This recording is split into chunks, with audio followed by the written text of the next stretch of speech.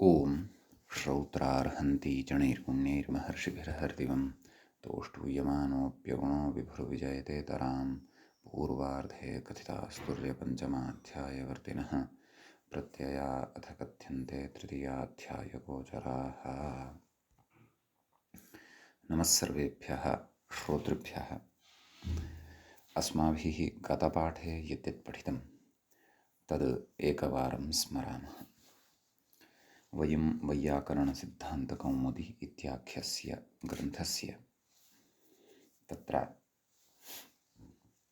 दिवादिप्रकरणं पठन्तः स्मः। प्रकरणस्यास्य अस्माकं क्रमे तत्र पञ्चमः पाठः गतपाठः प्रवृत्तः। अस्मिन् पञ्चमे पाठे तत्र सर्वादौ तावत् मृषतितिक्षायां ततः शुचिरपूतीभावे अणः बन्धने रञ्जरागे शप आक्रोशे पदगतौ इति एते धातवः पठिताः। पदगतौ इत्यत्र चिण्ते पदः इति विशेषः कश्चन दृष्टः। पदः च्लेः चिण् स्यात् तशब्दे परे इति तस्य अर्थः दृष्टः। प्रण्यपादि इत्यादीनि रूपाणि साधितानि। ततः खिद दैन्ये इति धातुः। ततः विदसत्तायां बुध अवगमने युध संप्रहारे अनोरुधकामे अणप्राणने अन इत्येके नाम अन्ये अन इत्यपि पठन्ति मनज्ञाने इति च धातुः अस्माभिः गते पाठे पठितः। एतेषां धातूनां क्रियापदानां वाचनम् अस्माभिः कृतं। तत्र गतपाठस्य अन्ते व्याख्यायाः पङ्क्तयः इत्थमासन्। कथं युध्यति इति आत्मनेपदित्वादिति भावः समाधत्ते युधमिति युधशब्दो भावक्विबन्तः युधम् इच्छन्ति इत्यर्थे सुप आत्मनः इति क्यजन्तात् परस्मैपदमित्यर्थः। अनुदात्तेत्प्रयुक्तम् आत्मनेपदम् अनित्यम् इति समाधानं तु अनुचितं। तस्य भाष्यादृष्टत्वेन अप्रामाणिकत्वात् अतएव व्यत्ययो बहुलम् इति सूत्रभाष्ये प्रतीपमन्य ऊर्मिर्युध्यति इत्यत्र व्यत्ययेन परस्मैपदम् इत्येव समाहितम्। काम इति अनु इत्युपसर्गात् परो रुध धातुः कामे वर्तते इत्यर्थः इति अस्माभिः व्याख्यागतः एतावान् भागः पठितः। अयं पञ्चमः पाठः अस्माकं क्रमे दिवादिप्रकरणस्यास्य सम्पन्नः। अधुना तावत् अस्य दिवादिप्रकरणस्य षष्ठः पाठः अस्माकं क्रमे आरब्धो भवति। तत्र युजसमाधौ इति अग्रिमः धातुः पठनीयः वर्तते। तत्र मूले अपि युजसमाधौ इति अस्ति, व्याख्यायामपि अग्रे। समाधिश्चित्तवृत्तिनिरोधः इति कथ्यते। नाम तत्र यदि वयं योगदर्शनं पश्यामः तत्र योगस्य परिभाषा उच्यते योगश्चित्तवृत्तिनिरोधः इति। तत्र चित्तस्य स्थिरीकरणम् अपि च तदेव यमनियमादीनां पालनं कृत्वा आसनं प्राणायामः प्रत्याहारः धारणा ध्यानं समाधिः। तत्र चित्तस्य क्लिष्टा वृत्तिः वा भवतु अक्लिष्टा वृत्तिः वा भवतु या कापि वृत्तिः तत्र न भवति सर्वस्याः अपि वृत्तेः निरोधः अवरोधः क्रियते परमात्मतत्त्वेन साक्षात्कारावस्था सा भवति अतः सा अवस्था सः अवस्थाविशेषः समाधिः उच्यते चित्तवृत्तीनां निरोधः इत्युच्यते। अस्तु, व्याख्याता कथयति अनिट्, अयम् अनिट् वर्तते अकर्मक इति मूले उक्तम् अकर्मकः कथयति चित्तवृत्तेः धात्वर्थान्तरभावात् इति भावः। नाम चित्तवृत्तेः धात्वर्थः यः वर्तते, चित्तवृत्तेः धात्वर्थे अन्तर्भावात्, तत्र अस्ति खलु धात्वर्थेनोपसङ्ग्रहात् इति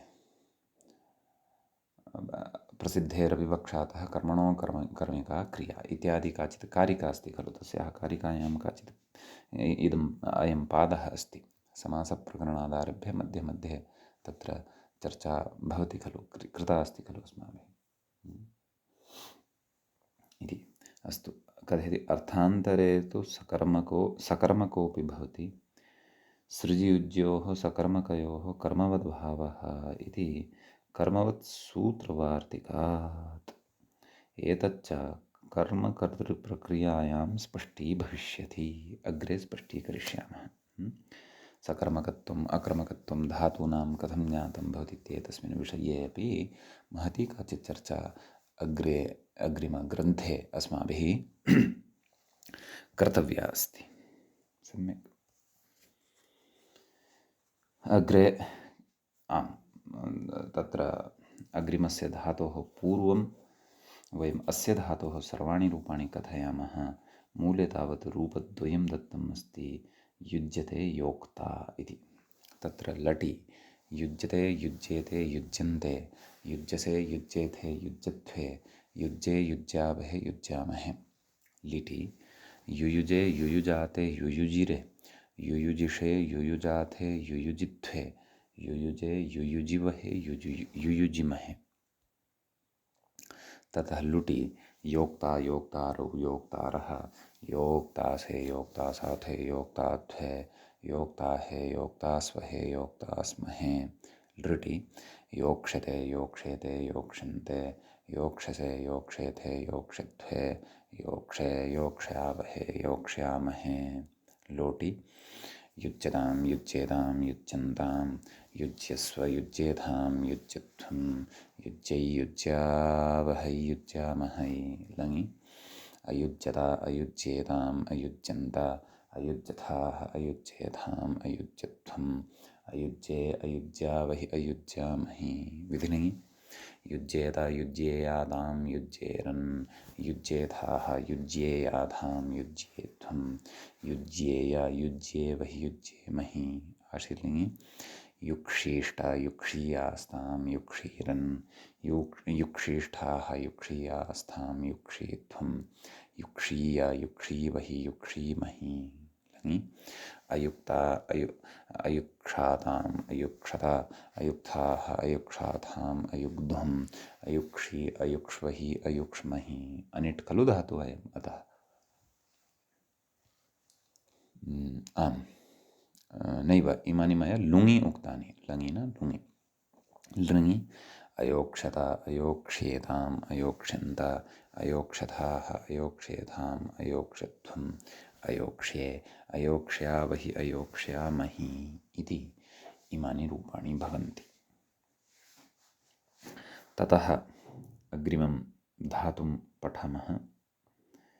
तत्र धातुः भवति सृजविसर्गे इति। तत्र अकर्मकः इत्युक्तं मूले। एकः श्लोकांशः अस्ति वा अथवा मूले अग्रे पङ्क्तिः अस्ति, संसृज्यते सरसिजैः अरुणांशुभिन्नैः। ससृज्युषे इति लिटः रूपं दत्तं, स्रष्टा इति लुटः, स्रक्ष्यते इति लृटः च रूपं दत्तमस्ति। लुङि अपि कश्चन विमर्शः कृतः अस्ति, पश्यामः। व्याख्याता किं कथयति पश्यामः। अरुणांशुभिन्नैः अरुणकिरणविकसितैः सरसिजैः कमलैः संसृज्यते। कोऽर्थः? सम्बध्नाति इत्यर्थः। एवं खलु? तत्र समुपसर्गपूर्वकात् बन्धनार्थः स्वीकृतः स्यात् इति चिन्त्यते। विसर्गः तु वस्तुतः त्यागः इत्यपि भवति, विविधेन प्रकारेण उत्पत्तिकरणमपि भवति, रचनम् अपि भवति। एते अन्येपि अर्थाः विसर्गशब्दस्य भवन्ति। शिक्षाशास्त्रे व्याकरणशास्त्रे तु विसर्गः कश्चन भिन्नः विषयः भवति। अस्तु, कमलिनीति शेषः काव्यस्य उदाहरणं यद् दत्तं तद्विषये उच्यमानं वर्तते। कथयति कर्तरिलकारोऽयं न तु अयं कर्मणि लकारः क्व संसृज्यते इति। कुतः कथयति? अकर्मकत्वात्। कथयति अर्थान्तरे तु सकर्मकोऽयमिति कर्मकर्तृप्रक्रियायां वक्ष्यते, अग्रे वक्ष्यते। अस्तु, तर्हि लिटि कथं रूपाणि? सृज्यते, सृज्येते, सृज्यन्ते, सृज्यसे, सृज्येथे, सृज्यध्वे, सृज्ये, सृज्यावहे, सृज्यामहे। लिटि ससृजिषे, ससृजे, प्रथमपुरुषे कथं रूपाणि? ससृजे, ससृजाते, ससृजिरे। मूले तावत् ससृजिषे इति मध्यमपुरुषस्य एकवचनस्य रूपम् उक्तमस्ति। कथयति क्रादिनियमादिटिति भावः। ससृजिषे, ससृजाथे, ससृजिध्वे, ससृजे, ससृजिवहे, ससृजिमहे। लुटि स्रष्टा, स्रष्टारौ, स्रष्टारः, स्रष्टासि, स्रष्टास्थः, नैव स्रष्टासे, स्रष्टासाथे, स्रष्टार्थे, स्रष्टाहे, स्रष्टास्वहे, स्रष्टास्महे। लृटि स्रक्ष्यते इति रूपं दत्तमस्ति खलु? स्रक्ष्यते, स्रक्ष्येते, स्रक्ष्यन्ते, स्रक्ष्यसे, स्रक्ष्येथे, स्रक्ष्यध्वे, स्रक्ष्ये, स्रक्ष्यावहे, स्रक्ष्यामहे। लोटि सृज्यतां, सृज्येतां, सृज्यन्तां, सृज्यस्व, सृज्येथां, सृज्यध्वं, सृज्यै, सृज्यावहै, सृज्यामहै। लङि असृज्यता, असृज्येताम्, असृज्यन्ता, असृज्यथाः, असृज्येथाम्, असृज्यध्वम्, असृज्ये, असृज्यावहि, असृज्यामहि। विधिलिङि सृज्येता, सृज्येयातां, सृज्येरन्, सृज्येथाः, सृज्येयाथां, सृज्येध्वं, सृज्येय, सृज्येवहि, सृज्येमहि। आशीर्लिङि स्रक्षीष्टा, स्रक्षीयास्तां, स्रक्षीरन्, स्रक्षीष्ठाः, स्रक्षीयास्थां, स्रक्षीध्वं, स्रक्षीय, स्रक्षीवहि, स्रक्षीमहि। सम्यक्। लुङि असृष्टा, असृक्षाताम्, असृक्षता, असृष्ठाः, असृक्षाथाम्, असृक्षध्वम्, असृध्वम्, असृक्षि, असृक्ष्वहि, असृक्ष्महि। व्याख्याता किं कथयति? कथयति सृष्टेति। कथयति सृजिदृशोर्झल्यमगिति अमागमे ऋकारस्य यणि वृश्चादिना इति जस्य षः ष्टुत्वेन तकारस्य ष्ट इति भावः। स्रक्ष्यते इति पूर्ववद् अमि जस्य षत्वे षडोः इति षस्य कत्वे सस्य षत्वमिति भावः। आशीर्लिङ्ग्याः सृक्षीष्टा मूले। अत्र लघुपदगुणमाशङ्क्याः लिङ्सिचौ, लिङ्सिचाविति, लिङ्सिचावात्मनेपदे इति कित्वान् न गुणो नाप्यं। कथयति नाप्यं सृजिदृशोर्झल्यमगिति अमपि नास्ति इत्यर्थः। अकित्येव तद्विधानात् इति भावः। लुङ्याः मूले लुङि उक्तं खलु असृष्टा इति। झलो झलि इति सिचो लोपः लिङ्सिचावात्मनेपदेषु इति सिचः कित्वान् न गुणः नापि अम् इति भावः। एवं खलु? इति केषुचित् रूपेषु प्रक्रियागतः विशेषः कश्चन व्याख्यात्रा उक्तः। मूले तु तस्य प्रयोगस्य उपस्थापनव्याजेन ईषत् विशेषोऽपि अत्र पूर्वं यः पठितः सः स्मर्तव्यः इति ग्रन्थकारेण किञ्चित् इङ्गितं कृतम्। समीचीनं। ततः आम्, अयं तु सृज इति धातुगतः विशेषः। अग्रिमः धातुः अधुना पठनीयः। आम्, लिश अल्पी भावे इति अस्ति। तत्र लिश्यते, लिश्येते, लिश्यन्ते, लिश्यसे, लिश्येथे, लिश्यत्वे, लिश्ये, लिश्यावहे, लिश्यामहे इति लट्लकारे इमानि रूपाणि भवन्ति। सम्यक्। लेष्टा इति अस्तु, लिटः आदौ वदामः। लिलिशे, लिलिशाते, लिलिशिरे, लिलिशि, लिलिशिषे, लिलिशाथे, लिलिशित्वे, लिलिशे, लिलिशिवहे, लिलिशिमहे। लुटि लेष्टा, लेष्टारौ, लेष्टारः, लेष्टासे, लेष्टासाथे, लेष्टाध्वे, लेष्टाहे, लेष्टास्वहे, लेष्टास्महे। लृटि लेक्षते, लेक्षेते, लेक्षन्ते, लेक्षसे, लेक्षेथे, लेक्षध्वे, लेक्षे, लेक्ष्यावहे, लेक्ष्यामहे। लोटि लिश्यतां, लिश्येतां, लिश्यन्तां, लिश्यस्व, लिश्येधां, लिश्यध्वं, लिश्ये, लिश्यै, लिश्यावहै, लिश्यामहै। लेशादयः शब्दाः सिद्ध्यन्ति खलु, ते एतेनैव धातुना सिद्ध्यन्ति। अस्तु, लङि अलिश्यत, अलिश्येताम्, अलिश्यन्त, अलिश्यथाः, अलिश्येथाम्, अलिश्यध्वम्, अलिश्ये, अलिश्यावहि, अलिश्यामहि। विधिलिङि लिश्येत, लिश्येयातां, लिश्येरन्, लिश्येथाः, लिश्येयाथां, लिश्येध्वं, लिश्येय, लिश्येवहि, लिश्येमहि। आशीर्लिङि लिक्षीष्ट, लिक्षीयास्तां, लिक्षीरन्, लिक्षीष्ठाः। मूले दत्तमस्ति लिक्षीष्ट, व्याख्याता कथयति लिङ्सिजमिति कित्वान्नगुणः। लिक्षीष्ठाः, लिक्षीयास्तां, लिक्षीध्वं, लिक्षीय, लिक्षीवहि, लिक्षीमहि। लुङि अलिक्षत इति मूले दत्तमस्ति। व्याख्याता कथयति शल इगुपधादनिटः इति क्षः। अलिक्षत, अलिक्षाताम्, अलिक्षन्त, अलिक्षथाः, अलिक्षाथाम्, अलिक्षध्वम्, अलिक्षि, अलिक्ष्वहि, अलिक्षि, अलिक्षावहि, अलिक्षामहि। एवं किल। लृङ् लकारे अलेक्ष्यत, अलेक्ष्येताम्, अलेक्ष्यन्त, अलेक्ष्यथाः, अलेक्ष्येथाम्, अलेक्ष्यध्वम्, अलेक्ष्ये, अलेक्ष्यावहि, अलेक्ष्यामहि। ततः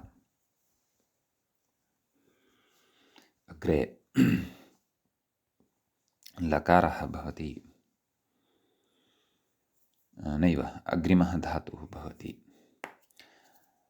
आत्मनेपदिनः सम्पन्नाः केचन। इदानीमग्रे कथयति आगणान्तादिति। मूले पश्यामश्चेत् आगणान्तात् परस्मैपदिनः दिवादिगणसमाप्तिपर्यन्तम्। इदानीं यावत् पर्यन्तम् अस्माभिः दिवादिगणः पठनीयः वर्तते तावत् पर्यन्तं तत्र परस्मैपदिनः एव धातवः अस्माभिः अग्रे पठनीयाः सन्ति। सम्यक्। तत्र राधः अकर्मकत्वात् वृद्धौ एव एवकारः भिन्नक्रमः। अस्तु, अत्र कश्चन विशेषः अस्ति, पश्यामः। व्याख्याता कथयति श्यनि इति शेषः। श्यनि इति तत्र योजनीयं। नाम राधः श्यनि, नाम शन् परतः यदा भवति, राध इति धातुः पठ्यमानः अस्ति। राधः अकर्मकात् वृद्धौ एव श्यनि, एवकारः भिन्नक्रमः। अस्तु, किं कथयति व्याख्याता राधधातोः अकर्मकात् वृद्धौ एव अर्थे श्यन् इति प्रतीयमानः अर्थः। वस्तुतः एवम् अर्थः अस्ति वा न वा इति तु अग्रे ज्ञास्यते। सामान्यतया पङ्क्तिम् एतां दृष्ट्वा, धातुपाठस्य एतां पङ्क्तिं दृष्ट्वा किं ज्ञायमानमस्ति, नाम राधधातोः अकर्मकात् वृद्धौ एव अर्थे, नाम वृद्ध्यर्थे गम्यमाने एव शन् इति भवति इति अर्थः प्रतीयते। कथयति एवं सति अकर्मकादिति व्यर्थम्। एवं खलु। तथा चेत् अकर्मकात् इति कुतः वक्तव्यम्? अकर्मकात् कुतः कथयति? राधेः अर्थान्तरे च शन्न स्यात् इति। इष्यते हि अपराध्यति इत्यादौ द्रोहादि अर्थे अपि श्यन् तत्र आह एवकारः भिन्नक्रम इति नाम तत्र वृद्धौ एव इत्युक्तं खलु। कथयति यस्मिन् अस्य इतोपि अभिप्रायं स्पष्टीकुर्वन् कथयति अस्मिन् क्रमे वृद्धौ इत्यतः ऊर्ध्वम् एवकारः पठितः ततः अन्यः क्रमः यस्य सः भिन्नक्रमः इत्यर्थः। कथयति वृद्धौ ऊर्ध्वं पठितः एवकारः ऊर्ध्वम् इति जातमस्ति, तत्र ऊर्ध्वम् इति कर्तव्यं। वृद्धौ इत्यतः ऊर्ध्वं पठितः एवकारः अन्यत्र निवेशनीयः इति यावत् तदेव दर्शयति राधौ कर्मकादेव श्यन् इति। तत्र नाम अत्र वाक्यमस्ति खलु अकर्मकात् वृद्धौ एव। तत्र एवकारः भिन्नक्रमः इत्यस्य नाम कोऽर्थः नाम वृद्धौ एव इति वृद्धौ इति पदं पठित्वा ततः एव इति उक्तं खलु। तथा न प्रकृते अकर्मकात् एतदनन्तरम् एव इति पठनीयं। पुनः व्याख्यातारं पश्यामः। कथयति राधः अकर्मकाद् वृद्धौ एव कथयति शन् इति। कथयति राध तस्य सामान्यतया प्रतीयमानः अर्थः यः अस्ति तं कथयति राधधातोः अकर्मकात् वृद्धौ एव अर्थे शन् इति प्रतीयमानः अर्थः। एवं सति अकर्मकाद् इति व्यर्थं नाम वृद्धौ एव यदि तर्हि अकर्मकाद् इति किमर्थं वक्तव्यं? यतोहि वृद्ध्यर्थः अकर्मकः एव खलु, सः सकर्मकतां न भजते। कथयति राधेः अर्थान्तरे च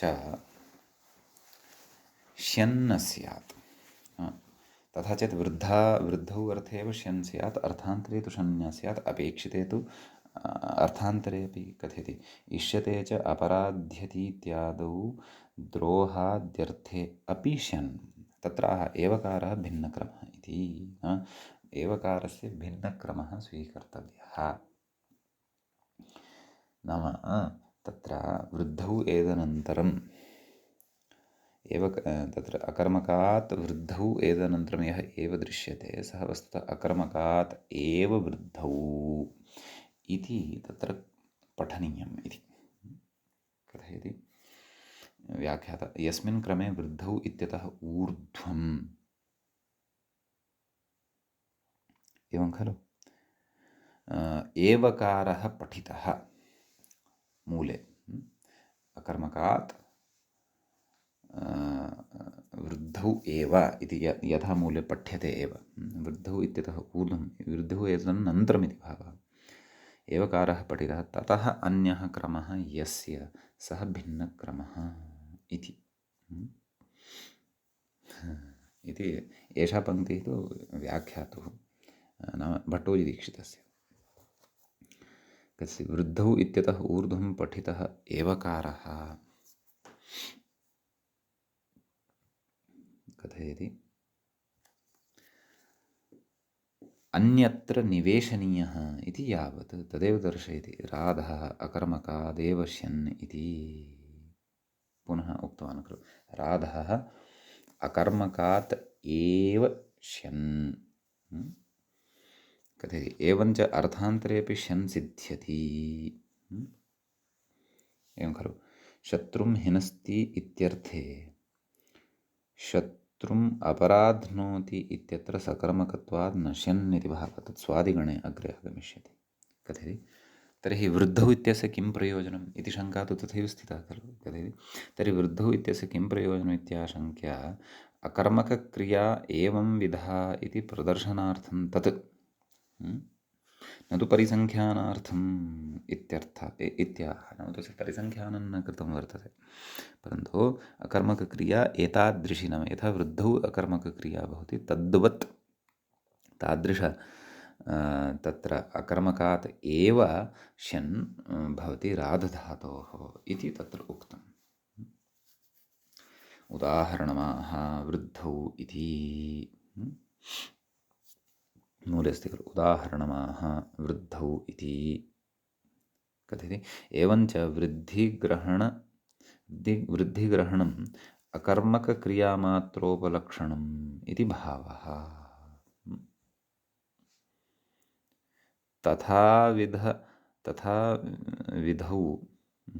तथाविधः अर्थान्तराण्युदाहरति यन्मह्यमित्यादिना। मूले दृष्टं यन्मह्यम् अपराध्यति इति। एवं खलु कथयति क्रुद्धद्रुहेर्षासूयार्थानां प्रतिकोपः इति सम्प्रदानम्। एवं खलु कथयति कृष्णाय राध्यति राधीक्ष्योर्यस्य विप्रश्नः इति सम्प्रदानत्वं पूर्वं पठितमस्ति खलु। कोऽर्थः दैवं पर्यालोचयति कृष्णस्य किमिदानं शुभम् अशुभं वेति पृष्टः दैवज्ञः तस्य शुभाशुभसूचकादित्यादिग्रहस्थितिं शुभाशुभसूचक आदित्यादिग्रह एवं व्याख्यातुः एतत् कर्तव्यं। तस्य सूचक आदित्यादिग्रहस्थितिं ज्योतिश्शास्त्रतः परीक्षते इति यावत् एतच्च अस्माभिः तत्र राधीक्ष्योर्यस्य विप्रश्नः इति सूत्रे भाष्ये अपि इति सूत्रे नाम कारकप्रकरणे इति सूत्रे अपि उक्तमासीत्। तस्य अन्यविधरीत्यापि तत्र अस्माभिः समन्वयनं कृतमासीत्। तत्र तद्भवन्तः स्मरेयुः अपि। तत्र काशिकाकारस्तु तदेव राधे नाम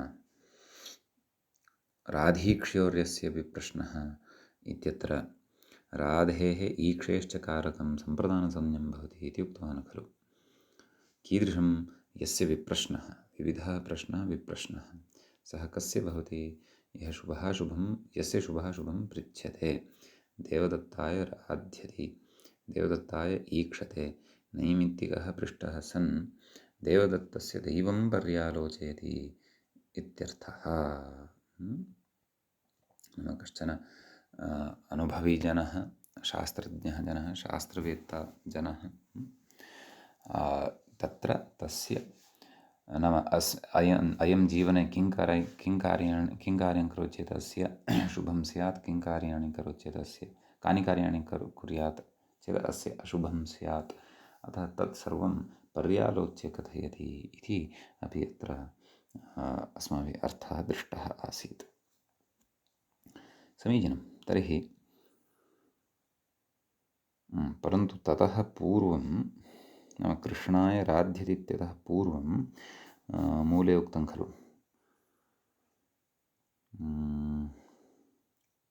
आदौ किमुक्तम् उदाहरणमाह वृद्धौ इति यन्मह्यम् अपराध्यति इति द्रुह्यति इत्यर्थः। विराध्यन्तं क्षमेत कः इति अन्यद् उदाहरणं मूले उच्यमानम् अस्ति। कोऽर्थः द्रुह्यन्तम् इत्यर्थः। राध्यति ओदनः सिद्ध्यति ओदनः तत्र सिद्ध्यति इति अर्थः। कृष्णाय राध्यति दैवं पर्यालोचयति इत्यर्थः। दैवस्य धात्वर्थे अन्तर्भावात् जीवति इत्यादिवत् अकर्मकत्वं नाम जीवप्राणधारणे इति धातोः यथा अकर्मकत्वं तद्वदत्रापि अकर्मकत्वं भवति। अस्तु व्याख्यातारं पुनः पश्यामः।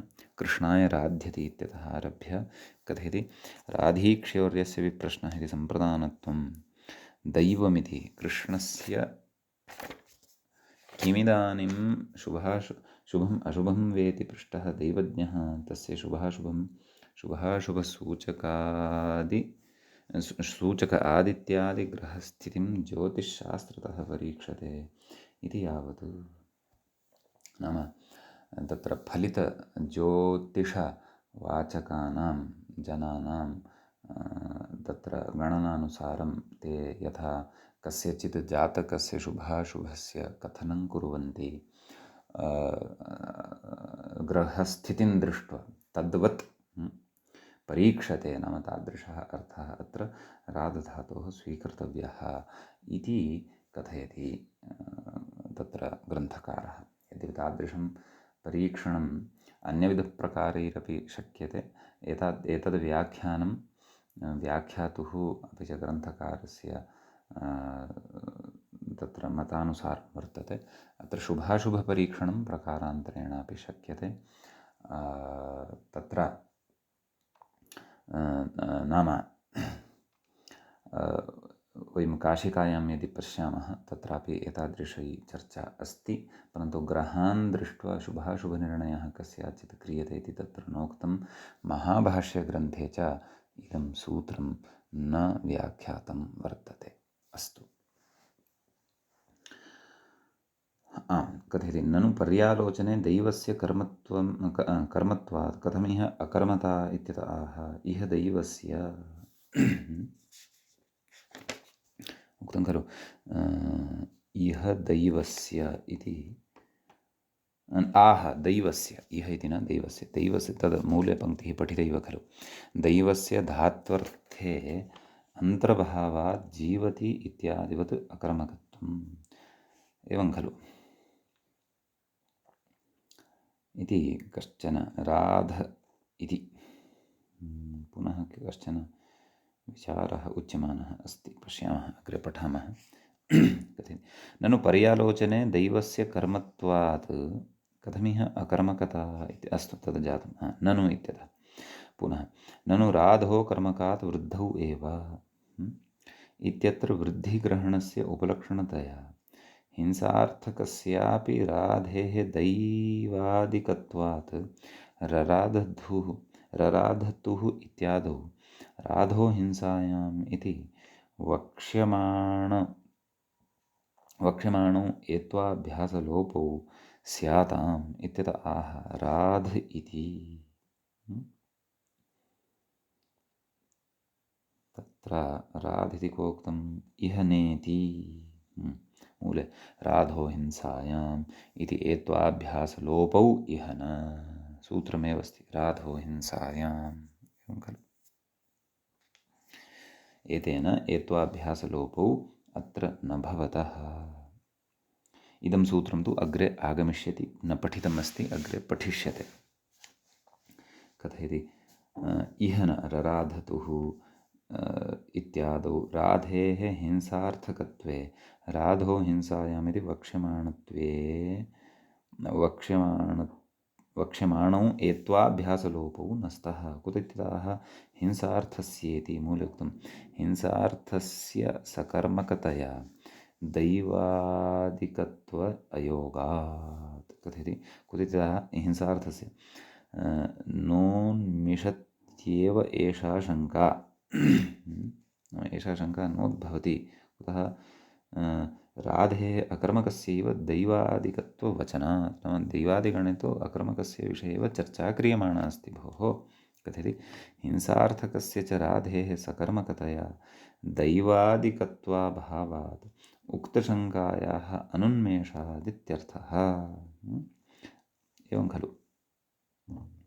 अग्रे कथयति ननु राध्नोति राधयति इति कथम् इत्यत आह अयं स्वादिश्चुरादिश्चेति। मूले उक्तं खलु अयं धातुः स्वादिरपि वर्तते, स्वादिगणे अपि पठ्यते, चुरादिगणे अपि अस्ति इति केचन विशेषाः सन्ति। अस्तु, रूपाणि अग्रे वदिष्यामः, परन्तु अत्रत्यं सिद्धान्तं सम्यक्तया वयं बुद्धौ स्थापयामः। अग्रे अपि कदाचित् पौर्वापर्यस्थापनाय तत्र प्रयोजनं स्यात्। तत्र लट्लकारे राध्यति राध्यतः राध्यन्ति, एवं खलु। राध्यसि राध्यतः राध्यतः राध्यामि राध्यावः राध्यामः इति इमानि रूपाणि दैवादिकस्य राध इति धातोः लट्लकारे। तर्हि तत्र अग्रे नाम आहत्यस्य वृद्धिसिद्धिद्रोह दैवपर्यालोचनादयः अर्थाः सम्पन्नाः भवन्ति यथा अस्माभिः विवरणं ज्ञातमेव। लिट्लकारे रराध रराधतुः रराधुः रराधिथ रराधथुः रराध रराध रराधिव रराधिम इत्येव किल। व्याख्याता कथयति रराधिथ कथयति क्रादिनियमात् नित्यमिट् दीर्घाकारवत्वेन उपदेशे त्वतः इत्यस्य अप्रवृत्तेः अजन्तः अकारवान् इत्यत्र च ह्रस्वाकारस्यैव विवक्षितत्वात् इति। अस्तु, लुटः रूपं कथयति राद्धा राद्धा राद्धारौ राद्धारः राद्धासि राद्धास्थः राद्धास्थ राद्धास्मि राद्धास्वः राद्धास्मः। लृट्लकारे व्याख्याता तु अग्रे अरात्सीत् इत्येव कथयन्नस्ति। अन्यानि रूपाणि अस्माभिः वक्तव्यानि। मूले चापि तत्र राद्धा रात्स्यत् इति रूपद्वयमेव दृश्यते। अन्यानि रूपाणि वयं वदामः। अस्तु, रात्स्यति रात्स्यतः रात्स्यन्ति रात्स्यसि रात्स्यथः रात्स्यथः रात्स्यामि रात्स्यावः रात्स्यामः। लोटि राध्यतु राध्यतात् राध्यतां राध्यन्तु राध्यराध्यतात् राध्यतं राध्यता राध्यानि राध्याव राध्याम। लङि अराध्यत् अराध्यताम् अराध्यन् अराध्यः अराध्यतम् अराध्यत अराध्यम् अराध्याव अराध्याम। विधिलिङि राध्येत राध्येतां राध्येयुः राध्येः राध्येतं राध्येत राध्येयं राध्येव राध्येम। आशीर्लिङि राध्यात् राध्यास्तां राध्यासुः राध्याः राध्यास्तं राध्यास्त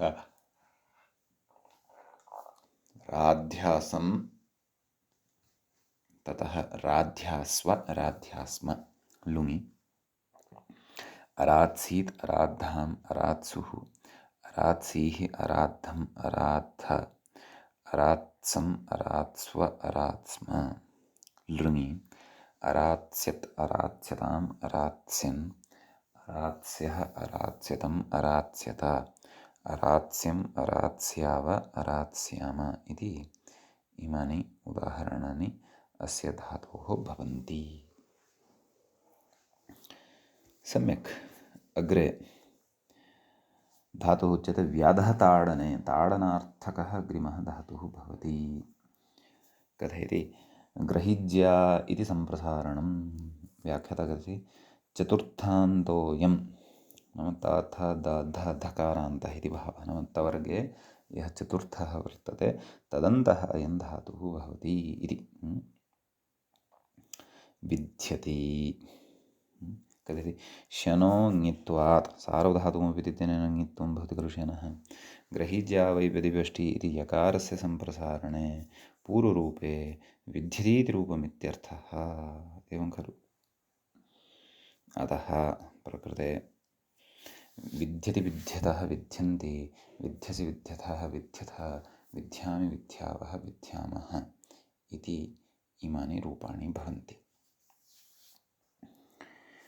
अग्रे कथयति वकारस्य तु न सम्प्रसारणं। कुतः न सम्प्रसारणे सम्प्रसारणम् इति निषेधात्।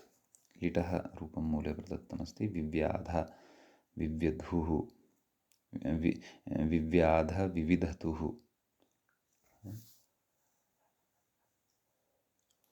ततः मध्यमपुरुषस्य अविरूपं मूले दत्तमस्ति विव्यधिथ विव्यद्ध।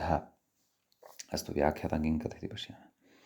द्वित्वे कृते अभ्यासस्य लिट्यभ्यासस्य उभयेषाम् इति सम्प्रसारणम् इति भावः। अतः विव्याध इति रूपं भवति। विविधतुः आम्, तत्र द्विवचने कथयति परत्वात् ग्रहिज्या वै प्रतिवेष्टि इति सम्प्रसारणे कृते द्वित्वमिति भावः। तत्र बहुवचने किं विविधुः। अग्रे मध्यमपुरुषे कथयति भारद्वाजनियमात् थलिवेड् इत्यतः विव्यधिथ विव्यद्ध इति रूपद्वयम्। लिट्यभ्यासस्योभयेषामिति सम्प्रसारणम्। एवं किल। ततः अग्रे कथयति अनिट् पक्षे झषस्तथोर्धोधः इति धः। अस्तु, लुटः रूपं मूले दृश्यते व्यद्धा। कथमन्यानि रूपाणि? व्यद्धा विद्धारौ विद्धारः, व्यद्धासि व्यद्धास्थः व्यद्धास्थ, व्यद्धास्मि व्यद्धास्वः व्यद्धास्मः। लृटः रूपं व्यत्स्यति व्यत्स्यतः व्यत्स्यन्ति, व्यत्स्यसि व्यत्स्यथः व्यत्स्यथः, व्यत्स्यामि व्यत्स्यावः व्यत्स्यामः। मूले एकं व्यत्स्यति इति रूपं दत्तमस्ति, ततः विधिलिङ्गः रूपम् अग्रे दत्तमस्ति, परन्तु लृटः अनन्तरम् अस्माभिः तत्र लोटः रूपाणि वक्तव्यानि। विद्यतु विद्यतात् विद्यतां विद्यन्तु, विद्य विद्यतात् विद्यतं विद्यत, विद्यानि विद्याव विद्याम। लङि अविद्यता अविद्येत्, अविद्यताम् अविद्यन्, अविद्यः अविद्यतम्, अविद्यतम् अविद्यत, अविद्यम् अविद्याव अविद्याम। विधिलिङि विद्येत् विद्येतां विद्येयुः, विद्येः विद्येतं विद्येत, विद्येयं विद्येव विद्येम।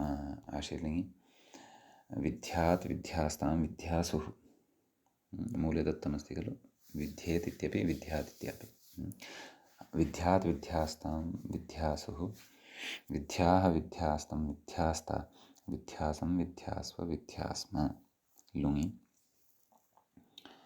अव्यात्सीत् इति दत्तमस्ति। व्याख्याता कथयति हलन्तलक्षणा वृद्धिः, नाम तदेव वदवर्धहलन्तस्य इत्यादिना सूत्रेण वृद्धिः।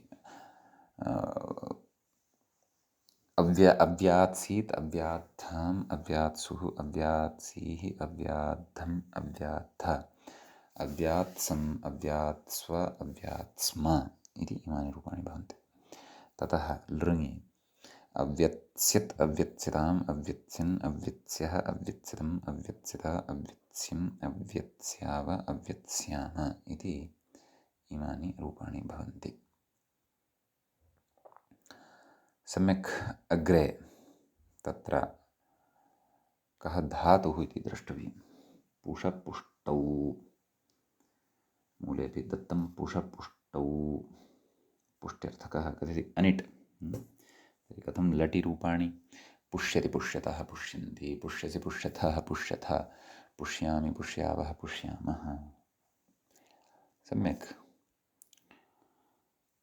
पुपोषितः इति लुटः न लिटः मध्यमपुरुषस्य एकवचनस्य रूपं व्याख्यात्रा उच्यमानमस्ति। मूले तु पुपोष पुपोषितः इति रूपद्वयं प्रदत्तं वर्तते। कथयति च अजन्ताकारवत्वाभावात् क्रादिनियमान् नित्यमिट् इति, एवं खलु।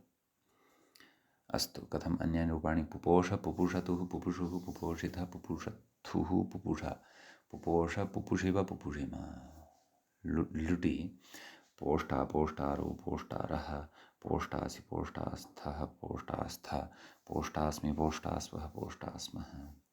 मूले लृटः अपि दत्तं पोक्ष्यति, पोक्ष्यति पोक्ष्यतः पोक्ष्यन्ति। अकर्मकः च अयं धातुः। पोक्ष्यसि पोक्ष्यथः पोक्ष्यथ, पोक्ष्यामि पोक्ष्यावः पोक्ष्यामः। लोटि तत्र अग्रे मूले तावत् लुङः विषये एव उच्यमानं वर्तते व्याख्यायामपि, अतः वयं लोटः रूपाणि वदामः आदौ। पुष्यतु पुष्यतात् पुष्यतां पुष्यन्तु, पुष्य पुष्यतात् पुष्यतं पुष्यत। उत्तमपुरुषे पुष्याणि णत्वं भवेत् खलु। पुष्याणि पुष्याव पुष्याम। ततः लङि अपुष्यत् अपुष्यताम् अपुष्यन् अपुष्यः अपुष्यतम् अपुष्यत अपुष्यम् अपुष्याव अपुष्याम। विधिलिङि पुष्येत् पुष्येतां पुष्येयुः पुष्येः पुष्येतं पुष्येत पुष्येयं पुष्येव पुष्येम। आशीर्लिङि पुष्यात् पुष्यास्तां पुष्यासुः पुष्याः पुष्यास्तं पुष्यास्ता पुष्यासं पुष्यास्व पुष्यास्म। लुङि तत्र अपुषत् इति कथयति। व्याख्याता कथयति पुषादि इति अङ्, पुषादिद्युतादिल्लुदितः परस्मैपदेषु इत्युच्यते खलु। कथयति पुषाद्यङ् इत्वात् न गुणः एवं खलु। अतः अपुषत् अपुषा अपुषताम् अपुषन् अपुषः अपुषतम् अपुषता अपुषम् अपुषाव अपुषाम इति इमानि रूपाणि भवन्ति। ततः लृङ्लकारः अपोक्षत् अपोक्षताम् अपोक्षन् अपोक्ष्यः अपोक्षतम् अपोक्षत अपोक्ष्यम् अपोक्ष्याव अपोक्ष्याम इति इमानि रूपाणि भवन्ति। अग्रे धातुः वर्तते शुष शुष इति। शुष शोषणे इति कथयति। लुङः एकमेव रूपं दत्तम् अशुषत् व्याख्याता कथयति पुषाद्यङिति बहवः एवमग्रेऽपि अस्तु। नाम पुषादिद्युतादिल्लुजितः अस्मिपदेषु बहुत्र नाम अग्रेऽपि नाम तुषदुष अस्तु अग्रे अग्रिमधातूनां विषये उच्यते। आदौ अस्य धातोः रूपाणि सर्वाणि कथयामः। शुष इत्येतस्य अयं धातुरपि अकर्मकः। अस्तु शुष्यति शुष्यतः शुष्यन्ति शुष्यसि शुष्यथः शुष्यथ शुष्यामि शुष्यावः शुष्यामः। ततः लिट् लकारे शुशोष शुशुषतुः शुशुषुः शुशोषिथ शुशुषथुः शुशुषा शुशोष शुशुषिव शुशुषिम लुटि शोष्टा शोष्टारु शोष्टारः शोष्टासि शोष्टास्थः शोष्टास्थ शोष्टास्मि शोष्टास्वः शोष्टास्मः लुटि शोक्ष्यति शोक्ष्यतः शोक्ष्यन्ति शोक्ष्यसि शोक्ष्यथः शोक्ष्यथ शोक्ष्यामि शोक्ष्यावः शोक्ष्यामः। ततः लोटि शुष्यतु शुष्यतात् शुष्यतां शुष्यन्तु शुष्य शुष्यतात् शुष्यतं शुष्यत शुष्याणि शुष्याव शुष्याम लङि अशुष्यत् अशुष्यताम् अशुष्यन् अशुष्यः अशुष्यतम् अशुष्यत अशुष्यम् अशुष्याव अशुष्याम विधिलिङि शुष्येत् शुष्येतां शुष्येयुः शुष्येः शुष्येतं शुष्येत शुष्येयं शुष्येव शुष्येम आशीर्लिङि शुष्यात् शुष्यास्तां शुष्यासुः शुष्याः शुष्यास्तं शुष्यास्त शुष्यासं शुष्यास्व शुष्यास्म। लुङः रूपमूले अशुषत् इति उक्तं वर्तते। तद्गतं व्याख्यायां विशेषमपि वयं पठितवन्तः। भवतु रूपाणि वदामः। अशुषत् अशुषा अशुषत् अशुषत् अशुषताम् अशुषन् अशुषः अशुषतम् अशुषत अशुषम् अशुषाव अशुषाम लृङि अशोक्ष्यत् अशोक्ष्यताम् अशोक्ष्यन् अशोक्ष्यः अशोक्ष्यतम् अशोक्ष्यथ अशोक्ष्यत अशोक्ष्यम् अशोक्ष्याव अशोक्ष्याम इति इमानि रूपाणि भवन्ति। ततः अग्रे भवति धातुः तुष तुष दुष श्लिष एते अनिटः उक्तं खलु तुषप्रीतौ इत्यादयः। श्लिष आलिङ्गने इत्यपि व्याख्याता कथयति लुङि च्लेः लुङि श्लिषः च्लेः सिरादेशे प्राप्ते तत्र सूत्रम् आरभ्यते। अस्तु सः श्लिषधातुगतः विशेषः अस्ति। आदौ वयं तुष इति यः धातुः वर्तते तद्गतं विशेषं पश्यामः। अस्तु तुष नाम तस्य रूपाणि पश्यामः। वदामः एकवारं तुष्यति तुष्यतः तुष्यन्ति तुष्यसि तुष्यथः तुष्यथ तुष्यामि तुष्यावः तुष्यामः। सम्यक्। ततः लिट् लकारः भवति तुतोष तुतुषतुः तुतुषुः तुतोषिथ तुतुषथुः तुतुष तुतोष तुतुषिव तुतुषिम लुटि तोष्टा तोष्टारो तोष्टारः तोष्टासि तोष्टास्थः तोष्टास्थ तोष्टास्मि तोष्टास्वः तोष्टास्मः लृटि तोक्ष्यति तोक्षतः तोक्षन्ति तोक्षसि तोक्षथः तोक्षथ तोक्ष्यामि तोक्ष्यावः तोक्ष्यामः लोटि तुष्यति तुष्यतात् तुष्यतां तुष्यन्तु तुष्य तुष्यतात् तुष्यतं तुष्यत तुष्याणि तुष्याव तुष्याम लङि अतुष्यत् अतुष्यताम् अतुष्यन् अतुष्यः अतुष्यतम् अतुष्यत अतुष्यम् अतुष्याव अतुष्याम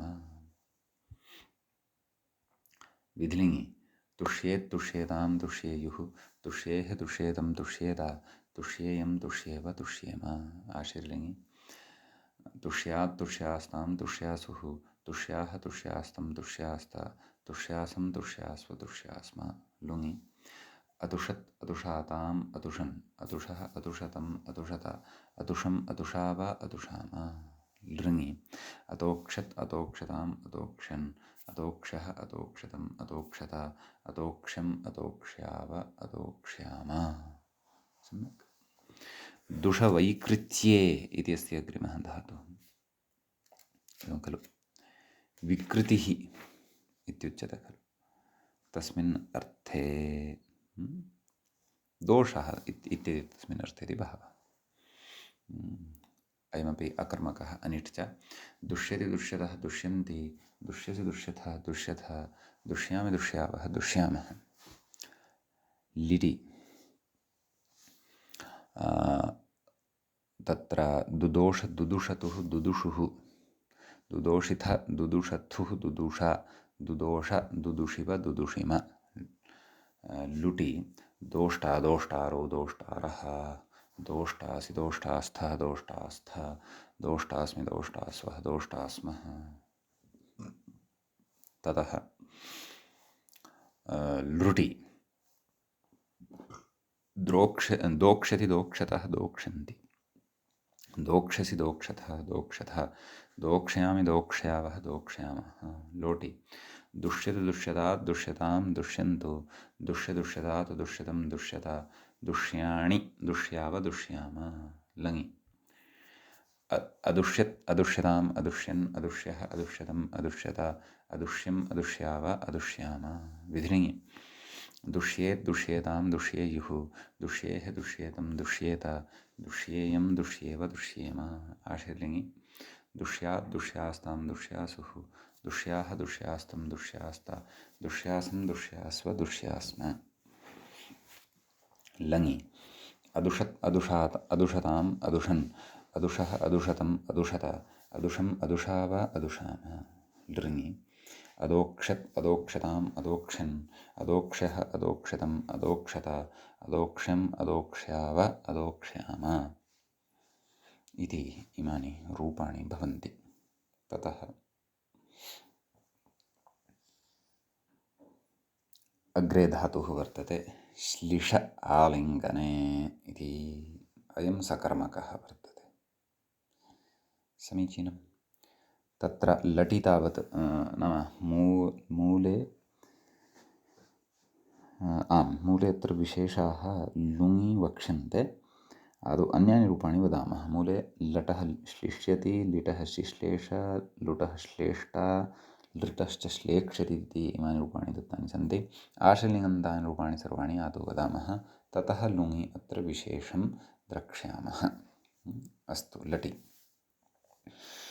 श्लिष्यति श्लिष्यतः श्लिष्यन्ति श्लिष्यसि श्लिष्यथः श्लिष्यथ श्लिष्यामि श्लिष्यावः श्लिष्यामः लिटि शिश्लेष शिश्लिषतुः शिश्लिषुः शिश्लेषिथ शिश्लिषथुः शिश्लिष शिश्लेष शिश्लिषिव शिश्लिषिम लुटि श्लेष्टा श्लेष्टारो श्लेष्टारः श्लेष्टासि श्लेष्टास्थः श्लेष्टास्थ श्लेष्टास्मि श्लेष्टास्वः श्लेष्टास्मः लृटि श्लेक्ष्यति श्लेक्ष्यतः श्लेक्ष्यन्ति श्लेक्ष्यसि श्लेक्ष्यथः श्लेक्ष्यथ श्लेक्ष्यामि श्लेक्ष्यावः श्लेक्ष्यामः लोटि श्लिष्यतु श्लिष्यतात् श्लिष्यतां श्लिष्यन्तु श्लिष्य श्लिष्यतात् श्लिष्यतं श्लिष्यत श्लिष्यानि श्लिष्याव श्लिष्याम लङि अश्लिष्यत् अश्लिष्यताम् अश्लिष्यन् अश्लिष्यः अश्लिष्यतम् अश्लिष्यत अश्लिष्यम् अश्लिष्याव अश्लिष्याम विधिलिङि श्लिष्येत् श्लिष्येतां श्लिष्येयुः श्लिष्येः श्लिष्येतं श्लिष्येत श्लिष्येयं श्लिष्येव श्लिष्येम आशीर्लिङि श्लिष्यात् श्लिष्यास्तां श्लिष्यासुः श्लिष्याः श्लिष्यास्तं श्लिष्यास्त श्लिष्यासं श्लिष्यास्व श्लिष्यास्म इति इमे अत्र विशेषाः भवन्ति। व्याख्याता कथयति लुङः श्लिशः च्लेः सिजादेशे प्राप्ते तत्र सूत्रमारभ्यते। श्लिशः वस्तुतः सूत्रं भवति श्लिश आलिङ्गने इति, एवं खलु। तत्र विभज्यसूत्रम् उक्तवान् अस्ति, तस्य प्रयोजनं तु कदाचित् ज्ञायेत, पश्यामः। अस्तु, तत्र श्लिशः इति पञ्चमी विभक्तेः एकवचनान्तं भवति, आलिङ्गने इति सप्तम्यन्तं भवति। व्याख्याता कथयति च्लेरिति शल इवोधादनिटः क्सः इत्यतः अनिटः क्सः इति चानुवर्तते। च्लेः सिच् इत्यतः च्लेः इति च इति भावः। तदाह अस्मात् परस्य इत्यादिना मूले सूत्रार्थः द्रष्टव्यः। अस्मात् परस्य, कस्मात् परस्य, श्लिष इति धातोः परस्य